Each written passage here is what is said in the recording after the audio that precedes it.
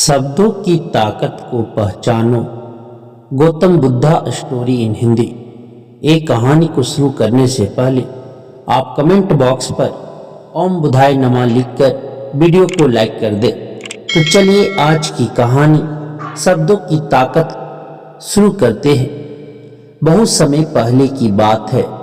एक सुंदर और शांत गांव था जिसे सभी लोग शांतिपुर के नाम से जानते थे।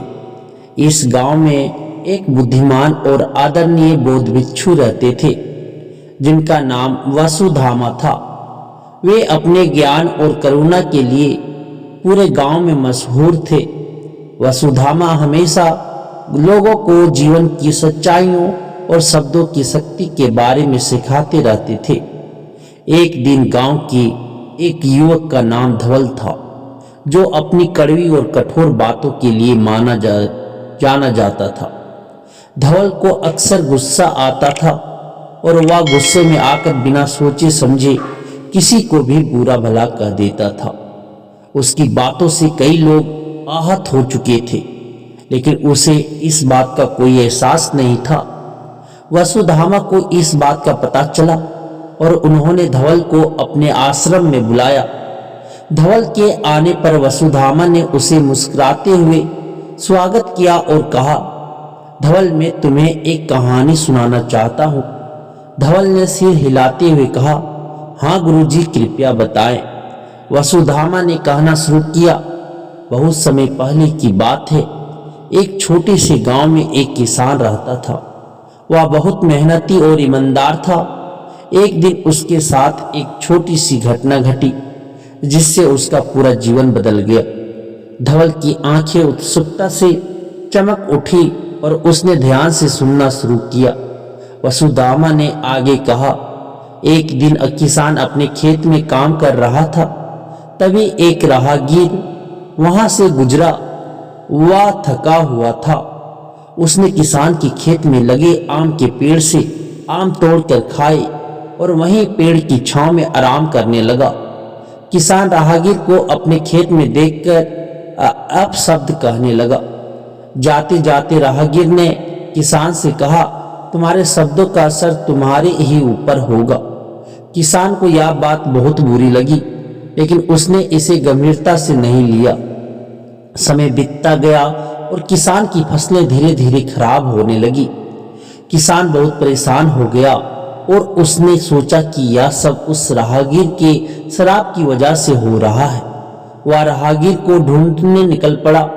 कई दिनों की यात्रा के बाद किसान ने उस राहगीर को ढूंढ निकाला और उससे माफी मांगने लगा। राहगीर ने मुस्कुराते हुए कहा, मेरा श्राप नहीं बल्कि तुम्हारे ही शब्दों का असर है।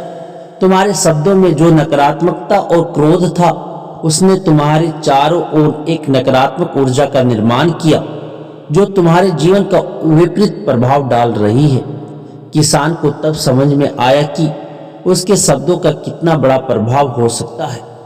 उसने राहगीर से माफी मांगी और अपने शब्दों को सोच समझकर बोलने का वचन दिया।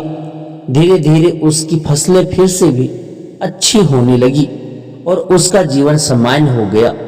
धवल ने गहरी सांस ली और वसुधामा की ओर देखा। गुरुजी क्या आप कहना चाहते हैं कि मेरे शब्दों का भी ऐसा ही प्रभाव हो सकता है? वसुधामा ने धैर्यपूर्वक कहा, हाँ धवल, तुम्हारे शब्दों की ताकत बहुत अधिक है। वे न केवल दूसरों को प्रभावित करते हैं बल्कि तुम्हारे अपने जीवन पर भी गहरा प्रभाव डालते हैं। यदि तुम अपने शब्दों का सही उपयोग करो तो वे प्रेम, शांति और सकारात्मकता फैला सकते हैं, लेकिन यदि तुम उन्हें नकारात्मकता और क्रोध के साथ इस्तेमाल करो तो वे तुम्हारे और दूसरों के जीवन में कष्ट और दुख ला सकते हैं।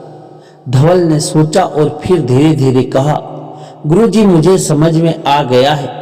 मैं अपने शब्दों का सही उपयोग करने का प्रयास करूंगा। वसुधामा ने संतोषपूर्वक मुस्कुराते हुए कहा, यह तुम्हारे जीवन के लिए एक महत्वपूर्ण कदम है। धवल याद रखो, शब्दों की ताकत अद्भुत होती है। वे लोगों के दिलों को जीत सकते हैं या तोड़ सकते हैं।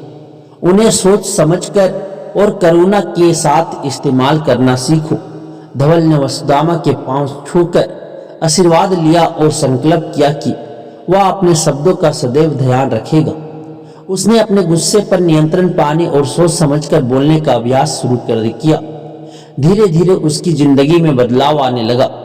उसके संबंध सुधरने लगे और लोग उसे सम्मान और प्रेम देने लगे।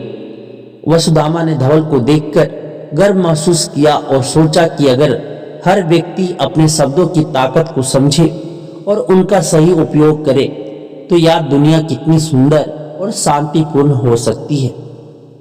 शब्दों की ताकत को पहचानकर धवल ने अपने जीवन को सकारात्मकता दिशा में बदल लिया और एक नई शुरुआत की। यह कहानी हमें यह सिखाती है कि शब्दों की ताकत अद्भुत होती है। वे केवल ध्वनि नहीं होते बल्कि उनके पीछे भावनाएं, विचार और ऊर्जा होती है। सही शब्द सही समय पर बोले जाएं तो वे जादू कर जा सकते हैं। वहीं गलत शब्द न केवल दूसरों को बल्कि खुद को भी नुकसान पहुंचा सकते हैं। इसीलिए हमें हमेशा अपने शब्दों का सोच समझकर और करुणा के साथ इस्तेमाल करना चाहिए। इस तरह वसुधामा और धवल की कहानी ने शांतिपुर के लोगों को शब्दों की ताकत की महत्वपूर्ण शिक्षा दी। सभी ने मिलकर यह संकल्प लिया कि वे अपने शब्दों का सही उपयोग करेंगे और अपने गांव को एक बेहतर और शांतिपूर्ण स्थान बनाएंगे। और इस प्रकार शब्दों की शक्ति को पहचानकर पूरे गांव में सुख, शांति, प्रेम की लहर दौड़ पड़ी। धन्यवाद।